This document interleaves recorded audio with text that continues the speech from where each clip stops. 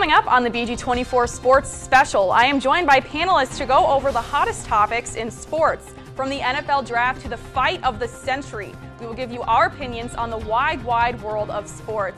All this and more coming up on the BG24 Sports Special.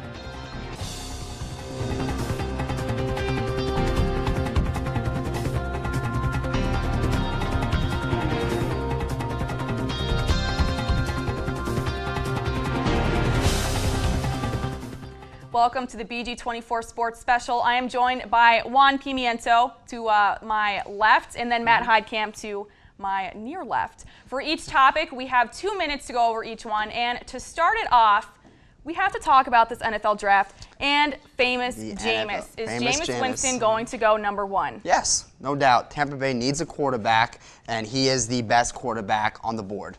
Yeah, I mean, I have to agree. He comes from a pro-style offense, and you need a pro-style offense now at the NFL level. You need someone who's ready to come in and produce, especially when it comes to #1 pick. Obviously, the off-the-field issues is the biggest drawback, but I think like his ability outdraws that. And it's Tampa Bay, like there's not that much risk, say of New York or something like that.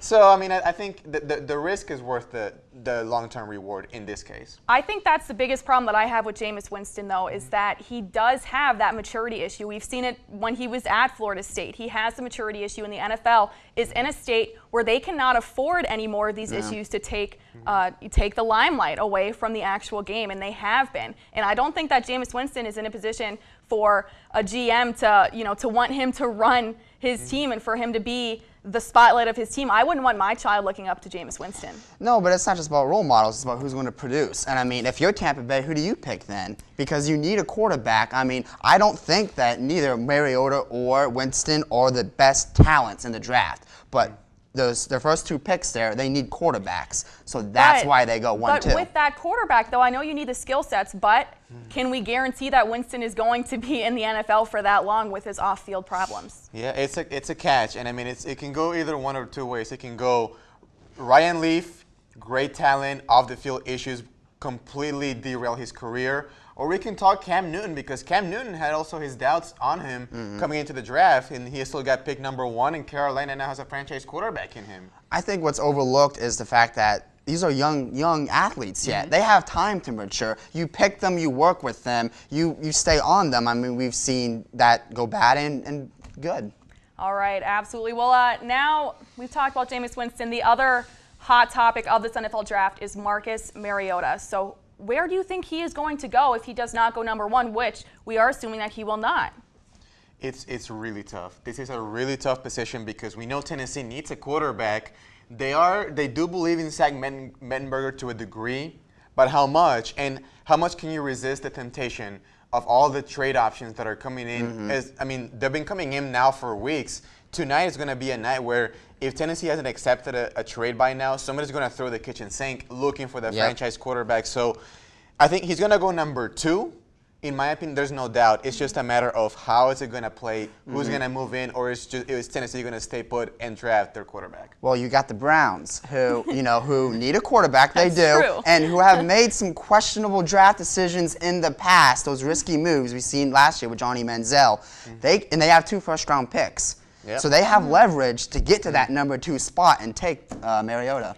See, the Browns with that quarterback pick, though, do they really need another quarterback? Johnny Manziel is back on the team. He went through his stint in rehab. He, maybe he has that maturity level now, but it does come back down to what you've said. Does he have the skill set to be an NFL quarterback? We didn't really see that last year with Johnny Manziel. No. But will the Browns continue the streak of ruining the quarterbacks as they seem to do? Yeah, and Mariota, the thing with Mariota is that he's more of a project than Winston. Mariota he has a long transition ahead of him. So the team that picks him has to be aware of this. So it could be the Browns. I don't think it makes sense. It could be the Eagles with his former coach, Chip Kelly.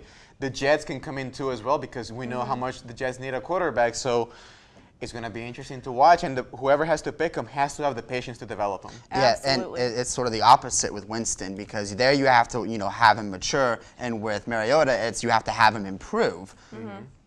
I would almost rather take the improvement over the maturity, just with everything going on in the NFL. But I don't think it would be smart for the Eagles to take Mariota solely for the reason that they have Sam Bradford and they also have Tim Tebow. Yeah, so let's Tim see what Tebow. they do before And you Mark draft Sanchez. a draft And quarterback. Mark And Mark Sanchez. Sanchez. We'll throw Mark Sanchez in there too. Yeah. But now on to our next topic. We're going to make a switch over to the NBA and Rashawn Holmes, little BG basketball in there as well. Rashawn Holmes, he has a solid chance at making it to this NBA draft and does. possibly being drafted by a team. Yeah, I'll read this description I have up here with me from basketballinsiders.com. This is scouting report. We're talking strengths, extremely explosive, mobile for his size, good shot blocker, good rebounding, and can hit the occasional three. His only drawback, lack of high-level competition while in college. To me, like, he's been projected now. He went from being an undrafted free agent now to being projected in the second round, going to teams like the Celtics with in the middle of the 40s. So I think Rashawn Holmes, with this skill set, he can be a good role player that can contribute, especially in a league that needs bigs, because the league now is a league of small plays and small lineups. So if there's a big that can contribute and can hit the occasional three, that's also big. Like, I mean, look what Kevin Love, which we'll talk about. So I think he has a legitimate chance, like you said. Well, I think that's the big difference here is the fact that when we comparison like the NFL draft, the NBA draft is so much smaller. College athletes who are good in college and like smaller schools like BG, they don't really ever produce in the NBA. Only a select, very select few who do get drafted actually go on to be successful and continue their NBA careers. Absolutely. I think that's the biggest problem with Holmes is that we don't know how tough he can play in some of these situations. He hasn't played teams like Kentucky and Wisconsin, although his stats do match up to Willie Cauley-Stein, and they do match up to Frank Kaminsky. He can play on their level, but can he really play on their level? Yeah. So it's a big question that's up in the air. He was named Bleacher Report's top 10 upperclassman going into the draft, which is really good for a Bowling Green player, but it really does come down to how high level can he play in these basketball games. We still got time. He still has to show his skills, basically like the combine of the NBA. So he's still going to have a chance to either go up or fall off. Absolutely. There is room for improvement, though, with Holmes, which is Absolutely. definitely good. But now that's all for this part. When we come back, we're going to hit more topics, including Kevin Love in Cleveland, as well as the Penguins possibly trading Evgeny Malkin. Stay with us. Welcome back. Now we are going to move on to Kevin Love and the Cleveland Cavaliers. He is out for 4 to 6 months after having that shoulder surgery yesterday, out of the playoffs. He can become a free agent this summer. So what are your guys, is he love and done per se in Cleveland? I think it's really hard to see because I just think from the franchise's standpoint, you couldn't have made that trade. They gave up Andrew Wiggins, who's front runner for Rookie of the Year right now. Multiple draft picks for Kevin Love, who accepted a lesser role coming to Cleveland, playing into the system with LeBron James and Kyrie Irving. It's been effective. They ended up with the #1 seed. Until the injury, they look like the best team in the East. I think it's really hard to see Kevin Love just going somewhere else where he's going to have to take a back basically to a main role position, sacrificing perhaps the overall goal of getting the championship that he always wanted. Well, I think when this team was created last summer with that big three, they were thinking win right away. They really weren't thinking, okay, we need a contract, this Kevin Love to an extension so we can win down the road. Their goal was to win this season. And so I think when it comes to the end of the year, it's going to depend on cap space and whether or not they think he's worth what they're going to have to pay him. I think that Kevin Love will stay in Cleveland because he does have that potential to win a national championship. When he was with the Timberwolves, he did not have that chance. No, he didn't have This is the team. his first playoff run in his 7 years in the NBA. And I think he's going to stay with a team where he can potentially win that national title. And that's with the Cleveland Cavaliers at this point in time. Yeah, and there's also an interesting component because he can opt out, but he can also do a LeBron, basically, where he can go in a 1-year contract with perhaps an option for a second year. After that, the salary cap completely balloons to an incredible number, so he can take advantage of that. With the cap rising, he can cash in on even more money if he needs to. He's a valuable asset to that team. He really is. A lot of people give him because his numbers dropped. Well, of course his numbers are going to drop. You got LeBron and Kyrie on the team. Yeah. But with LeBron and Kyrie, I don't think that he will leave this team. But moving on to the next topic then. The fight of the century this weekend. Floyd Mayweather, Manny Pacquiao. This really all comes down to Floyd Mayweather's legacy. If he loses, this will tarnish his legacy. I think to a lesser degree. Yeah? He's 47-0. I think, in my opinion, he's in the discussion with people like Sugar Ray Leonard, who were talking about undefeated, known for not being the heavyweight, for being a lesser weight, and being the defensive specialist. To me, Mayweather is already cemented his legacy as one of the greatest, in my opinion, because not only of his record, but he defined an era. I see that, but that 47-1. It's true. 47-1 is not as good as 48-0, especially when you're taking on Manny Pacquiao. Well, I mean, look at anyone else. I mean, that's the best record. I mean, yeah. It's true, but Ali wasn't undefeated. No. So, you know, I agree, but it's still, with all of this hype going on in this fight, it definitely, the pressure all falls back on Floyd Mayweather in this fight. But that 47-1, I think, really will tarnish his legacy as being the greatest boxer of all time. No, I agree it will. I'm just saying, like, to look at him in the bigger context of history of boxing, I think he's still going to be right up there with the greatest of all time in the discussion.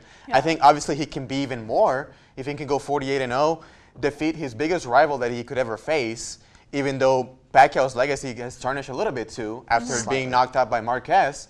But I think, again, Mayweather, his legacy is already good enough to where he's going to be regarded as one of the greatest, win or lose. So let me pose this question to you guys.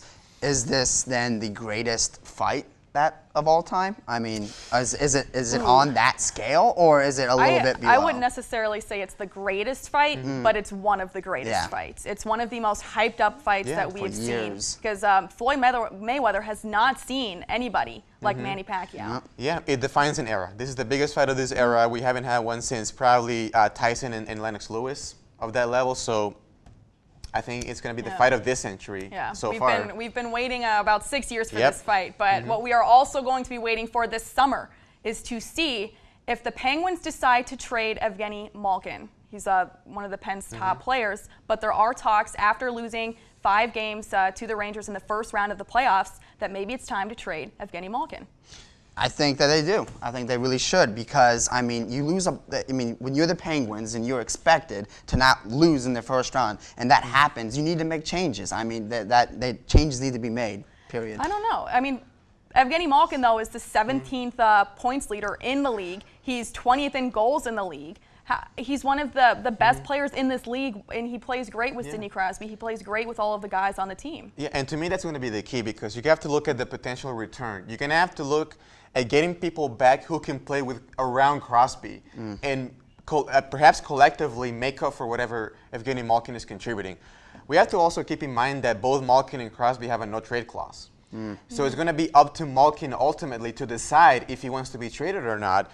Obviously, there's a salary cap implications, because he said it like himself, it's a business. So obviously, he's going to have to be a salary cap casualty perhaps, but it's his decision. So it's really hard when it's up to the player to actually be, I'm pretty sure they're shopping him around.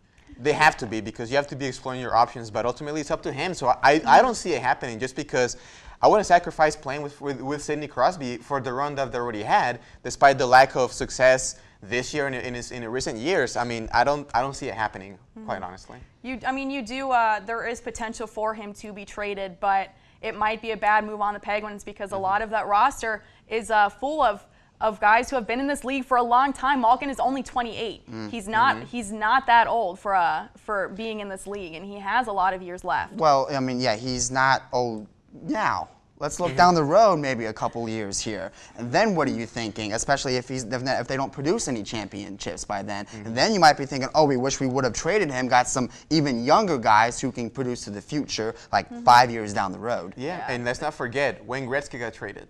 Yep. He did, yes, the trade that rocked Edmonton. Exactly. I mean, they could get a few players for Evgeny Malkin, but we will have to find out on that one Watch a little out for later down the the LA road. Kings. Watch out for Edmonton. All right. They can be the ones. Juan Pimiento says watch out for the LA Kings. But what I'm saying is watch out for, after the break, we're going to talk about Rajon Rondo and the Mavericks not letting him in on the playoff share of money. Stay with us.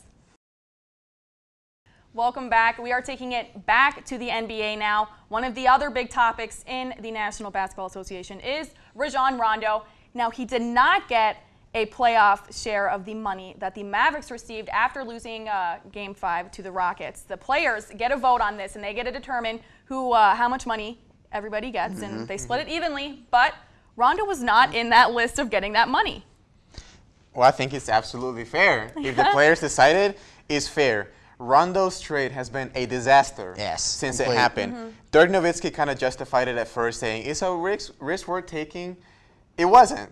Rondo contributed so much less in the playoffs, and he completely just bottomed out. He couldn't handle Rick Carlisle, and now he had to have a back injury to justify his absence. Yeah, there's been bad blood there ever since he arrived. There has been talk, though, that it wasn't necessarily him saying that he had a back injury, that it was the Mavericks saying that he had a back injury, so they could justify sitting him.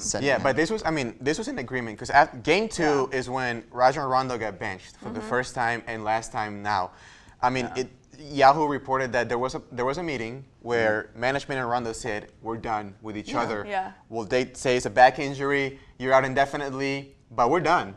So I don't blame the Mavericks at all. The players, I'm pretty sure, didn't like him either. It had to. I mean, that locker room, he could not be a good presence in that locker room. Not at all. I mean, do you honestly think that he did deserve some of the share, though? I mean, he contributed, yes, but I mean, you can almost say he has been a driving force to their destruction. Yeah, I mean, you can argue it both ways. You really can argue that he was on the team that led them to get into the playoffs, though. So why wouldn't he deserve some of that playoff money? But then again, he also, like you said, can lead to their destruction. So it kind of can go either way here.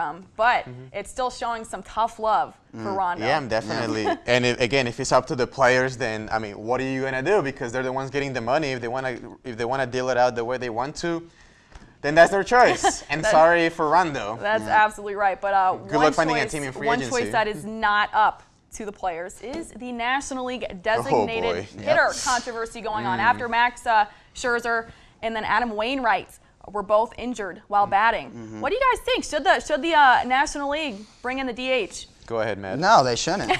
they should not. I mean, it's always been. I'm all for tradition. I am, and that's what I love. The AL. That's what the National League is built on. Your AL has your DH. Your NL doesn't have a DH. So I say keep it that way. I mean, yeah, pitchers. People are going to get injured. It's a sport. That happens. It's part of the game. You can't just make special different rules just because of that. All right. I think tradition has been holding the sport back for so long now. Think about the instant replay. How long that took, and how it's actually been a pretty useful tool now. To me, pitchers are there to pitch, is the name of their position. The risk of injury is too much to sacrifice for a couple hits and maybe a home run that can help you out in one game. Pitchers pitch. DH has to be in the National League, not only because of the risk to pitchers. It's MLB. This is not AL versus NL anymore. This is Major League Baseball.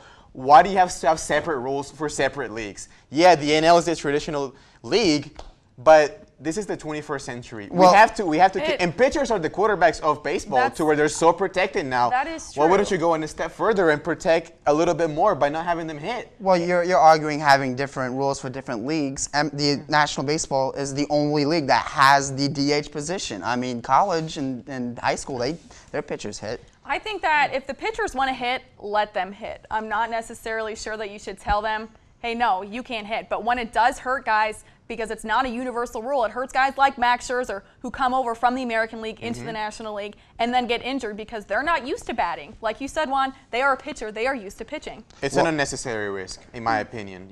And the pitchers, you have to protect them too, in more than one way, not just giving them the caps with the padding on them so they don't get hit. And you can't give them the option because there's not going to be an option. The coaches are not going to allow them to hit. All right. Well, we'll find out on that one. But now over to a different controversial topic here.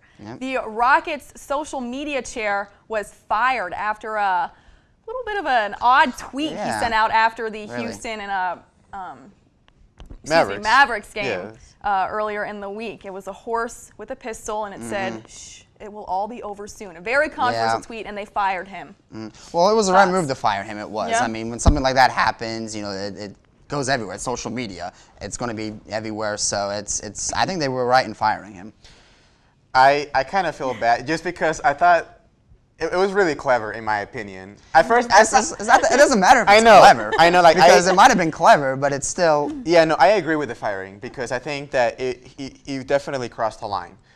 I just like when I first read it, I kind of got a laugh out of it, honestly. Oh, and then I laughed too. Yeah, There's some dark humor in there. Yeah, but it is a little funny. It is, yeah. But it's also, I can see where the Mavericks were not very happy with having that tweet come at them. You're a professional organization. You can't be having that sort of thing go on. Houston did send out a tweet and they did apologize for that when it was deleted. But it's... What about a suspension? No suspension? No suspension, no warning. It's just nothing. Straight fire. So it's fair. It's very interesting. I'm not sure if the fire was the right move, but I do see your point, Juan, where it was a little funny. I think fans enjoyed it a little bit there. Yeah, I think it would have been, at least the Rockets were winning. Imagine if they were losing. That's true. That would have been, like, on top of it being wrong, it would be pathetic. Yeah. And we know, like, especially in basketball with social media, I mean, it's a ticking time bomb. In any sport, yeah. But like basketball players, like we know how they can be on Twitter, especially.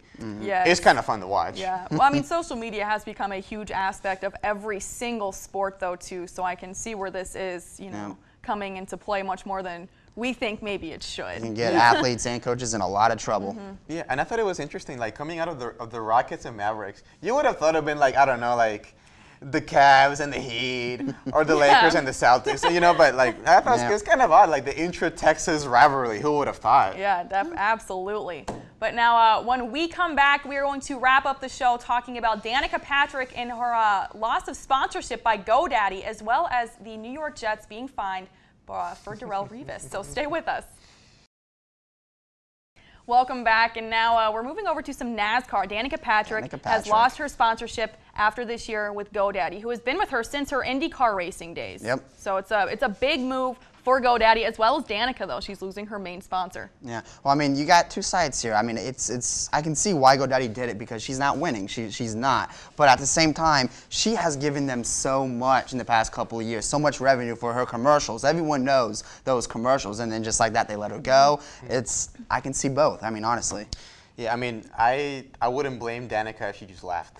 I mean, I think because I'm pretty sure that the GoDaddy stuff has its off-the-track deal as well. This is more like, okay, on the track too, we'll sponsor your car, but I'm pretty sure there has to be like some type of personal image deal where she's going to be in their commercials and things.